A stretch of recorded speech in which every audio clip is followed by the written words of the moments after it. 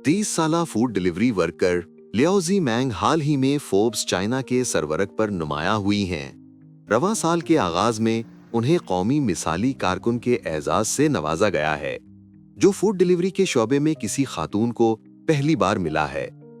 लियाओ ने 6 साल कबल ये काम शुरू किया था।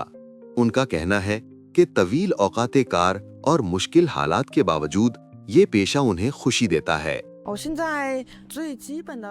मैं रोज़ाना तकरीबन 8 से 9 घंटे काम करती हूँ, 30 से 40 ऑर्डर पहुँचाती हूँ और 60 किलोमीटर से ज़्यादा सफ़र करती हूँ। ये थका देने वाला है, लेकिन इस मेहनत का फल ज़रूर मिलता है। सनत में कम खवातीन में से एक होने के नाते लियाओ कहती हैं कि उन्हें गाहकों और अजनबियों से अक्सर एहतराम और अपनायत का एहसास होता है।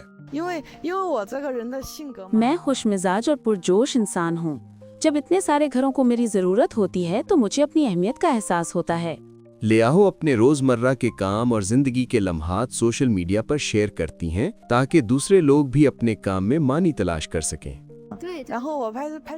मैं अपनी रोज़मर्रा ज़िंदगी और काम की वीडियोस बनाकर इंटरनेट पर अपलोड करती हूँ। मेरे काफ़ी फॉलोअर्स हैं जो हमेशा मेरा हौसला बढ़ाते हैं। वो कहते हैं कि मैं पुरुमीद रहती हूँ।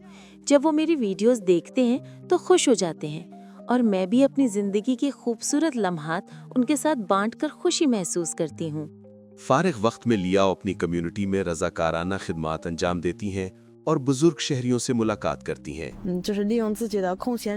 मैं फारिग वक्त में अक्सर रज़ाकाराना सरगर्मियों में हिस्सा लेती हूँ, जैसे कि सड़कों पर खुश अखलाकी की तरवीज या बुजुर्गों से मुलाकात करना।